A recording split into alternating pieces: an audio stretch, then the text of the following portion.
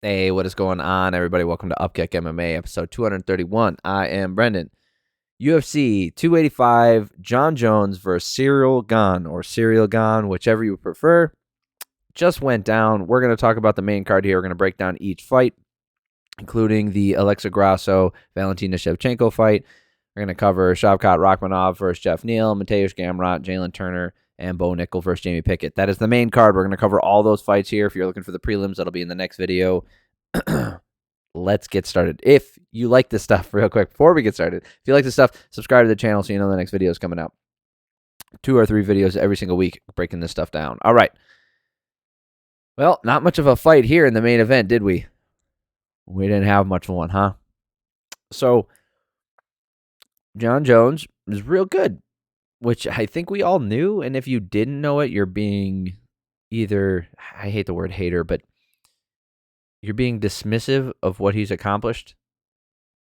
And even if you're not, you don't want to give him credit for what he's accomplished, just the pure skill and talent that he has is unreal. So, of course, it wouldn't be a Jon Jones fight without some controversy. So, Jon Jones had some tape on his foot. So, he had one over the metatarsals, I think that's what they're called. And then he had 2 of his toes taped together. Probably because there was some sort of injury or something, and he had them taped up before he walked into the cage, and they said, you can't have that. They made him cut it. I literally thought that that was going to be it. They're going to be like, oh, Jon Jones can't fight because he's got this on his foot. Oh, look, there's an injury there. Can't let him go in. I really thought that was going to happen. It didn't. Immediately when the fight started. Oh, also, Jon Jones' shorts. UFC, Venom. Can we do him a favor, please, and make him a pair of shorts that he'll wear the way they're meant to be worn instead of rolling up the top of them? It just looks so shitty. Like, you have a professional athlete, at the highest level of this sport, who has to modify his shorts. Just make him a pair of shorts that he wants. How fucking hard can it be? Have a guy sew them up, custom make them. I don't care. Anyway, Ciryl Gane landed a nut kick to start the fight. Good strategy. Bold strategy. See if it pays off from Cotton. It did not pay off for him. So Jones tried a knee tap. That didn't work. Jones was the one pressuring him the entire time. Gane was staying on the outside, and then Gane ended up over swinging. Jones ducked under that right hand, got the takedown, took the back. Gane managed to turn around in there, but Jones did that thing where he stepped over their legs and he was working on a guillotine, and I knew from right there, my friend and I, when we were watching, I told him, I'm like, oh, it's over. Gane doesn't. He looked like he didn't know what he was doing. To be honest with you, it looked like he was lost out there. It was very strange to see. It's just very strange to see that. Let's just put it that way. I was just looking at Jones' record here. You guys can enjoy with me. Going all the way back to 2008, coming in and getting a couple decision wins, one against Stephan Bonner and then Andre Guzmão, and then starting to get some finishes, Jake O'Brien, that bullshit Matt Hamill DQ. It's a legitimate disqualification, okay? It's just stupid. We can all say that. Both things can be true at the same time. The knockout of Brendan Vera, Shevchenko, Ryan Bader, Mauricio Shogun Huda for the title, and Jackson, Lyoto Machida, Rashad Evans, Vitor Belfort, roided up Vitor Belfort, who broke his arm. Chael Sonnen, which was a stupid fight that should never happen. Alexander Gustafsson, a fight that he arguably lost. Glover Teixeira, easy win. Daniel Cormier, good win. Ovince St. Preux. Oh, that was a short notice one where Ovince St. Preux stepped up on short notice and managed to get that win. Look okay, and Jon Jones did not look good. Then he popped for substances, and then he came back and destroyed Alexander Gustafsson. Could have lost to Anthony Smith, arguably lost to Santos, arguably lost to Reyes. And then just comes out there against Ciryl Gane and absolutely wrecks him. Yeah, man, he's had an impressive career. He's had a lot of he's had a lot of he's had a what, like 3 or 4 split decisions that have or fights that should have been either split decisions or gone the other way. He's had some he's very good at playing the game when these fights do go to a decision. He's very good at giving the judges what they want to see and making it seem like he's winning, even though from our point of view, we can see that he's not. So he's just smart. He's got a high fight IQ. He's really good in there. He's good at doing that stuff. He's also very good at uh, utilizing his skills. And if he's not the greatest of all time, which I don't think he is, I was just having this conversation. He's really freaking good. Okay. If he goes in here and starts to smoke all these heavyweights, I don't know if that, I mean, obviously it adds to his legacy, but I don't know if it means anything if you look at the heavyweight division because it depends on who he fights. If he goes in there and fights Stipe after Stipe's already had a couple wars, like a few wars with Francis and Gane and taken a ton of punches, right? Is that the same Stipe that beat Francis the first time? Probably not, right? But if he avoids a lot of the up and coming heavyweights by retiring or they take each other out or whatever, like are we ever going to see Jon Jones tested at heavyweight before he wants to retire? If we do, and he just runs through everybody, then I think he has a legitimate argument of being the greatest of all time. But if he manages to avoid all the new talent, because honestly, heavyweight's not a talent-rich division, right? You have a few guys, and you have some guys who've been around for a while, and then mostly it's just out-of-shape guys who can hit hard and are big dudes. That's pretty much it. And he's way better than all of them skill level-wise. It's not even close. I mean, this kind of should put in perspective for you like how good Jon Jones is what he did to Ciryl Gane, because even Francis Ngannou had a hard time with Gane. I mean, he had to work real hard to hold him down, but Ngannou didn't know what the fuck he was doing down there. Like a monkey fucking a football. So I feel like Jon is going to have a good career at heavyweight here. I really do. I feel like he's going to start running through everybody. All right, let's talk about an upset. Valentina Shevchenko losing her belt to Alexa Grasso. So, a little bit weird. We're gonna go over it round by round here, but she ends up losing via rear naked choke from a mistake that she did make. All right, Valentina was landing really good at range. She was doing some decent work with body shots. Grasso landing really well with that left hand, and she actually looked like she hurt Shevchenko for a moment there. Grasso did a better job landing in that first round, and she even tried for a takedown at the end of it. So I gave her that first round 10-9. If you look at the striking numbers, they're a lot closer than what the commentary team would have you believe. It was 24-26 in favor of Shevchenko, but like I said, Grasso did land that bigger strike in that first round, so I would give that first round to her.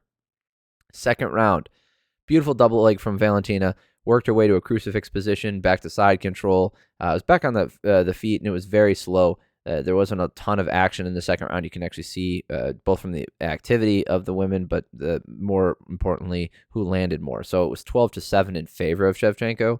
And then Shevchenko got a second takedown. So she had a ton of control time here in the second round, 3 minutes of it. So 19-19 going into the third round. Grasso was in striking range, and they ended up trading. It was actually pretty fun what was on the feet. Valentina was working that jab, stabbing it out there, and getting another double leg takedown. There was a separation right before Valentina threw another shot. Oh, yeah. So Valentina had her on the ground, and she had her. She was controlling her down there, and then the referee decided, like, oh, that's enough. And it was right before Shevchenko was about to throw another punch. And, like, she was staying active enough. I understand that it's not the most fun thing to watch, but I've seen a lot worse. I didn't agree with the way that Jason Herzog was reffing it when it came to the activity level. I think if you're going to do that, you got to announce, like, hey, we're making changes, and you're going to need to be more active on the ground. Like, you have to let the fighters know, because that kind of stuff can really change the outcome of a fight.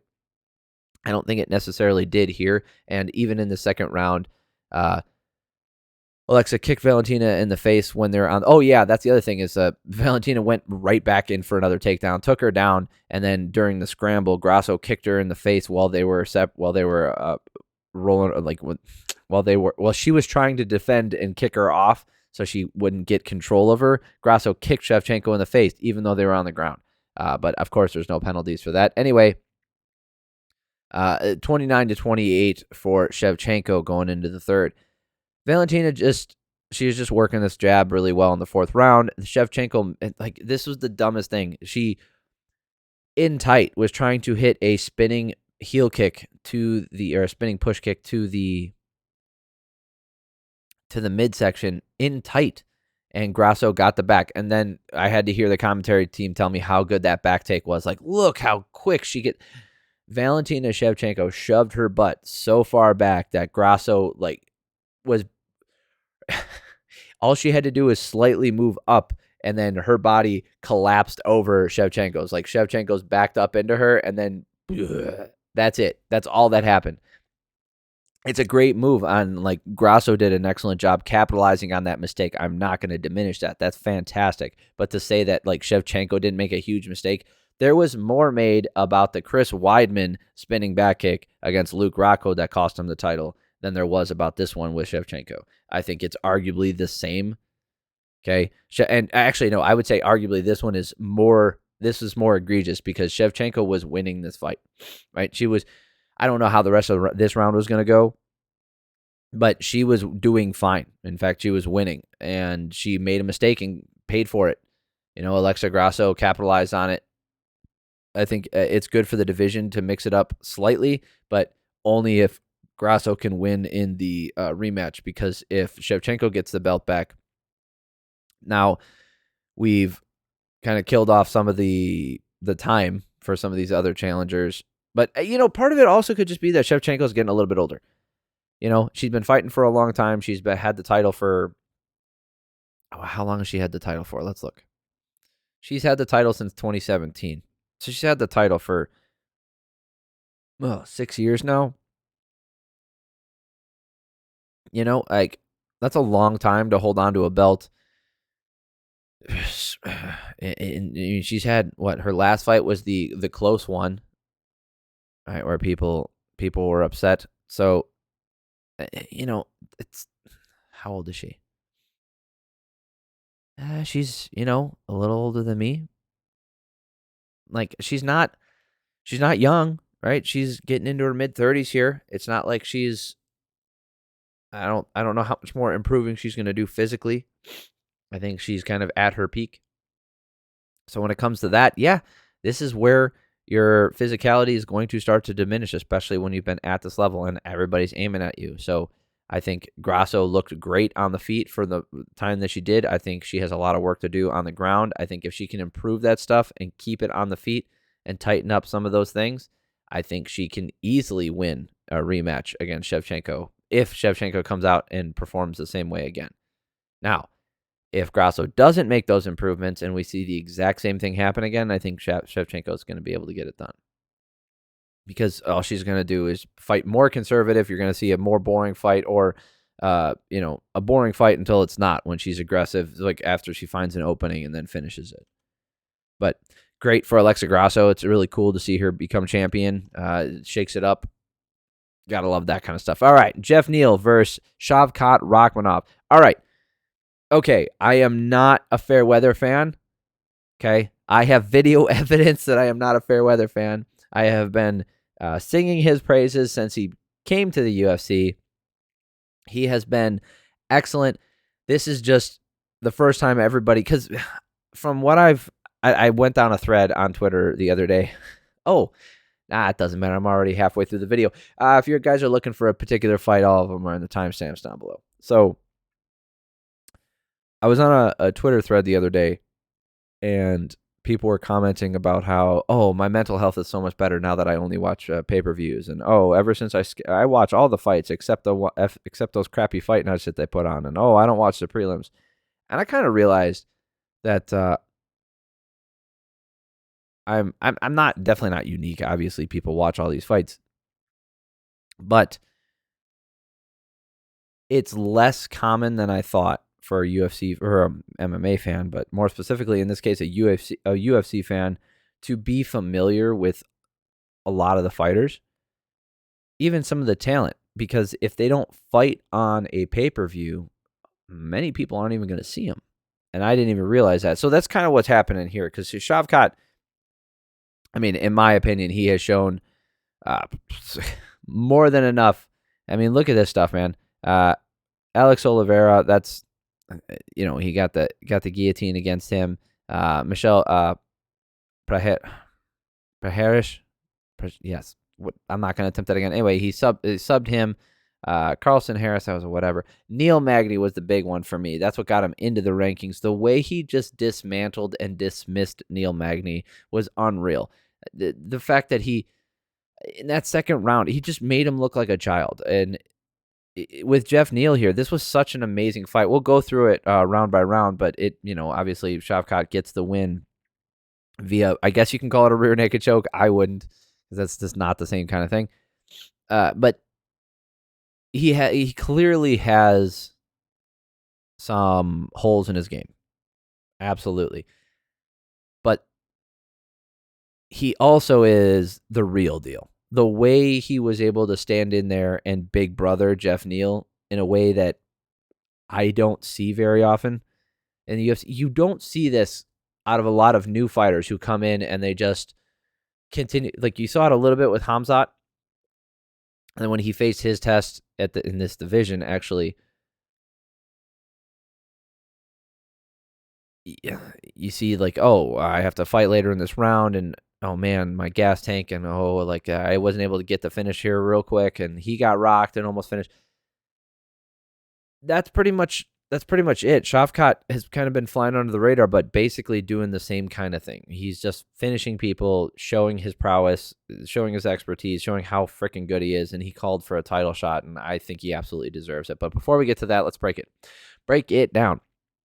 There's some really great hand fighting from Neal against the fence that staved off the initial clinch, which plays a role in this fight quite a bit. Neal was doing a great job with landing his standard 1-2s, right? Just the jab straight. He was landing them with regularity. Shavkat was looking for the clinch and doing his best work in the clinch. So he was landing knees in the clinch. He was landing short shots in the clinch, uppercuts, some elbows in there. Neal was doing a great job finding the target. Shavkat was not moving his head off the center line very well. And there was a head kick from Shavkat that rocked Neal for just a little bit, and there was a beautiful knee to the chest. Joe was yelling at Herb to get the mouthpiece. So, at one point, freaking Shavkat's mouthpiece comes flying out. For 2 minutes, Herb Dean didn't even realize it, and they're talking about it in the commentary, and then they show, like you can see on the video, Joe Rogan yelling at Herb like, the mouthpiece, get him his mouthpiece, it's right there. It's freaking hilarious. So every time that they're in the clinch, the knees are coming up, and Neal's trying to throw back, so he was landing pretty well. If you actually look at the striking numbers here, they are in favor of Rakhmonov, 43-29, but Neal was throwing, and he landed 29 really good. Like many of those were really hard shots. It's hard to score because some of the biggest punches were from Neal. Now, looking at these striking numbers, like obviously I would lean towards Rakhmonov, and that's how I scored it. But watching it live, it didn't feel like a lot of those had the same kind of impact that the ones that Geoff Neal landed on him did. The real biggest thing for me was that Shavkat landed that head kick that did a ton of damage to Neal because he was rocked from that. So that's why I gave that first round to Rakhmonov. So I had him up 10-9. Second round, so much damage to the body with the knees and the kicks. Neal was still catching the head of Shavkat because he wasn't moving it great. Great hands from Neal. They land flush, and then Shavkat starts pressuring, using knees to the body and uppercuts. Shavkat was just more active, and he had the volume, and that's what's going to win him this fight, in my opinion. He actually landed less shots this round, 35 as opposed to 43 of the previous round, but he also didn't get hit as much. Geoff Neal only landing 20. Even though he was technically more active, throwing 70 more shots this round. So, third round, this is where the fun stuff happens. Shavkat was throwing head kicks now. He threw a spinning heel kick and missed. Neal hurt Shavkat with a left hand momentarily. There was lots of clinch work with Shavkat pressuring, but Neal was just getting the better of the round so far is what I wrote down. And then immediately after that, a right hand rocked Neal and then knees to the body and then followed up with some elbows. Shavkat worked to the backside during the clinch. Like they were standing up and he's, you know how you throw your shoulder over or your arm over someone's shoulder like, hey, what's up, buddy? That's how Shavkat was sitting next to him, and then he cinches up a rear naked choke from that position. It was unreal. I've never seen one finish like that. He didn't even really have any hooks in, and he was able to just squeeze down, and I think a lot of that was because Neal was rocked previously. He was exhausted, and he did outstrike him in this round, but he ends up getting that finish. I think he absolutely deserves a title shot. I wanted to pull up the rankings, but the freaking I don't know what's going on, but oh, hey, look, the website's working again. Thank you. All right. It wasn't working for the longest time, and I couldn't figure out what was going on. So before this, Rakhmonov was ranked number 9, and Geoff Neal was ranked number 7. So I think Rakhmonov should definitely be, up here. Brady's coming off a loss. Luque's coming off a loss, I believe. Stephen Thompson's coming off a win. Don't put Rakhmonov with Stephen Thompson. Rakhmonov should be in that title shot conversation. Now, Bilal Muhammad is on my list. He needs a title shot. Khamzat is off my list because he fought his last fight at middleweight. That does mean no, I don't give a crap about that. So if he's going to go fight at middleweight, fine. If he's going to stay here, okay, maybe. But Rakhmonov, if anything up here funky happens, right? If Kobe, for whatever reason, I don't know about what's going on with him. I know he's in the lawsuit thing, so he's not going to be able to fight. But let's say, for whatever reason, Bilal can't fight the winner of Leon and Usman, or Bilal gets matched up with somebody else, and whoever else, like Chimaev, doesn't get the title shot. Rakhmonov needs it. And I also wouldn't be mad at Chimaev versus Rakhmonov. I think that would be fun to watch. I think it should be for a title, because I don't want to kill off 2 fun new contenders like that. But it is what it is. So if that has to happen, it has to happen. But I think it would be fun. Alrighty then. Okay, Mateusz Gamrot versus Jalin Turner. This fight was pretty damn good. Oh, by the way, if you didn't get this pay-per-view or didn't watch it, yeah, it's worth it. Yeah, it's worth it. I'd say so. I'm on the fence. Anyway, this fight was very good. So Mateusz was going to have a real problem because Jalin Turner's just so freaking tall. So nice low kicks from both guys. Nice entry on the first takedown attempt from Gamrot, and he ends up getting it. Turner's shorts were falling off there for a second. I can't believe that still happens. Turner got back up. No real damage. It was hard to see, but it looked like Turner knocked down Gamrot at one point. Gamrot worked his way out of position, and then he got on top of Jalin and worked his way back up. But it didn't matter. Like, he landed some of the Khabib shots where he's got the back, like the seatbelt, and he's doing stuff as Turner was getting up. He just didn't do enough damage. I had this in favor of Turner after the first round. If you look at the striking numbers, 12-9 in favor of Turner. Yes, there was some control time with Gamrot getting 226, but that knockdown, or what appeared to be a knockdown from Turner, if you didn't think that was a knockdown, I could see you giving this round to Gamrot. I just saw it as a knockdown.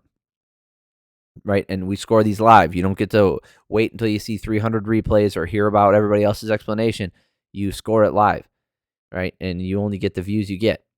And in fact, I bet you probably get a better view of it because they'll show like instant replays. But that's not how judges see it. Gamrot was using low kicks better this round. Turner was reaching, and it was making it hard for Gamrot to get inside. But Turner might have knocked him down a second time, but Gamrot landed a huge left hand. And then Turner chased him down, and he was landing pretty well doing that stuff. He actually outstruck him in this round as well, 18-13. But Gamrot timed a perfect takedown, got on top, and laid down some ground and pound. He got this partial crucifix from the half guard position. It was very strange. I don't think I've ever seen something look like a crucifix, but also still have the half guard in there. That was kind of weird. The second round was kind of hard. I think the damage on the feet was close, and if you look at the striking numbers, like I said, it was 18-13 in favor of Turner. So, but I just think Gamrot made up the difference on the ground. So I had him. I had it tied 19-19, and he had less control time, but I feel like he was effective enough with his control time in this round, and Turner didn't. I don't think Turner really cracked Gamrot hard enough this round to really make that difference like he did in the first round. And then here in the third round, Turner got double-legged again. He panicked crab walk all the way to the fence. There was a nice hand, a nice left hand that looked like it rocked Gamrot again, right? And again, the striking numbers here, 10-7 in the last round in favor of Turner. Last round was all control, right? It went to Gamrot. Gamrot landed damage to end the fight. I had it 29-28 for him. If you gave this to 29-28 for Turner, I could see that as well. The control time in this last round, 2 minutes and 51 seconds. Landing damage, especially because he ended in mount landing damage on him. I lean towards Gamrot, but if you gave it to Turner, I totally understand. 30-27 is not okay, Ron McCarthy. Okay, because he gave 30-27 to Gamrot. All right, he gave that first round to Gamrot, and I said, like, if you didn't score that a knockdown, I could see. I just don't think he did enough damage in that first round to outweigh the damage Turner was doing. I guess maybe I'm crazy. If you saw it that way, that's fine. I was very surprised by that, right? And then because David Leatherby scored it for Turner, he scored 2 rounds for Turner, which I understood. By the way, it made sense to me. All right. First fight on the main card here. The UFC debut of Bo Nickal. He's taken on Jamie Pickett. So not much to go on this one, but I mean, excitement, I guess, for Bo Nickal. Bo threw a kick and then fell down. That was fun to watch because he threw himself off balance. That looked real silly. Bo was throwing him around. He went for a dark, and he used that to transition to the back and get the rear naked choke. Then an arm triangle. Then he went back. Like, he stayed on the arm triangle, but he ends up getting the finish with the arm triangle from half guard. So he was able to apply enough pressure on Jamie Pickett. But he also locked up his hands like you do when you do a rear naked choke or even a darce, where you put it in here and then you cinch it over. He did that from a triangle position. I don't know if I've ever seen anybody do that before. Not that it's like some revelation or something, but it was just interesting that he used that to get the finish. So that is it. That is it. Like I said, if you didn't buy this pay-per-view, man, would I buy it? Would I buy it knowing what I know now? Probably not. I know, because the fights weren't bad. It's just there was nothing on here that really grabbed me. Like the women's title fight, it didn't mean much to me because I feel like, Alexa Grasso was pumped up into here, and like Shevchenko's had the belt for so long. It just didn't mean anything to me. I don't feel like there's a lot of sting on that one. The Rakhmonov fight, I was excited for it, but if I was some random person, do I think Rakhmonov? I mean, the fight was great, so that's fun to watch. The Gamrot fight was okay. I don't know. I think you might be good with just watching the prelims on this one and then hearing about the stuff. But hey, if you're into the UFC and you just want to see some good fights, then it's worth it. But I don't know if people do that afterwards anymore. Anyway, that's all.